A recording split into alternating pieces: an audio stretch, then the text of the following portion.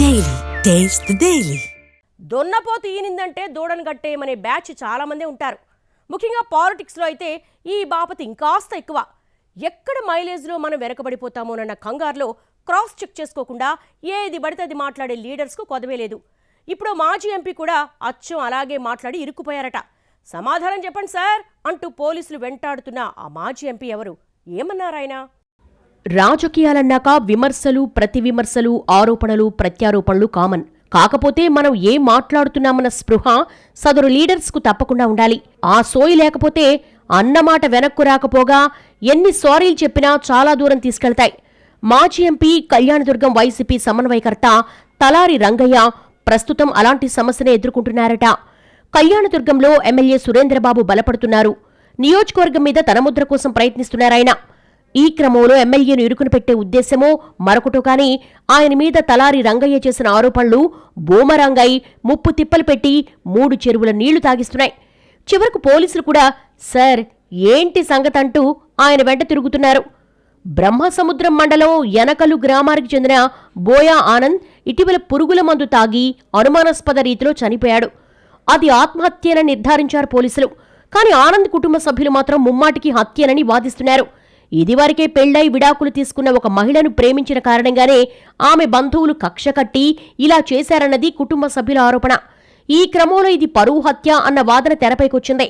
సరిగ్గా ఇక్కడే ఎంట్రై ఇరుక్కుపోయారు తలారి రంగయ్య. ఎమ్మెల్యేను టార్గెట్ చేసేందుకు ఇది సరైన ఆయుధం అనుకున్నారో లేక బాధితుల పక్షాన నిలబడాలనుకున్నారో తెలియదు కానీ ఈ ఎపిసోడ్లో బలమైన ఆరోపణలు చేశారు వైసీపీ సమన్వయకర్త.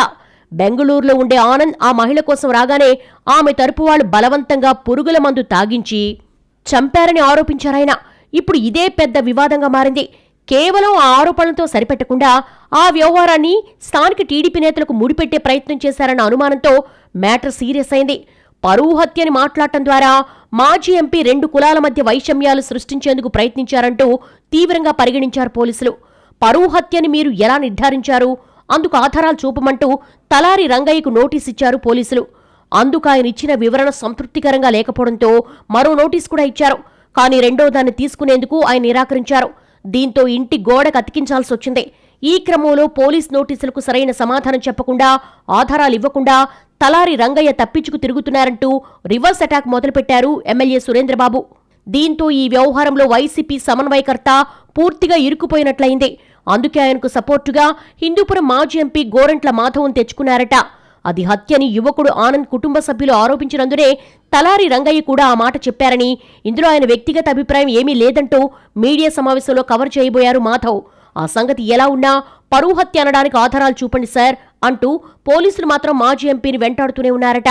వెనక ముందు ఆలోచించకుండా ఎవరు ఏది చెబితే అది వినేసి పొలిటికల్ మైలేజ్ కోసం పాకులాడి దొన్నపోతు ఈనిందంటే దూడను కట్టేయమంటే ఇలాగే ఉంటుందని అంటున్నారు పొలిటికల్ పరిశీలకులు.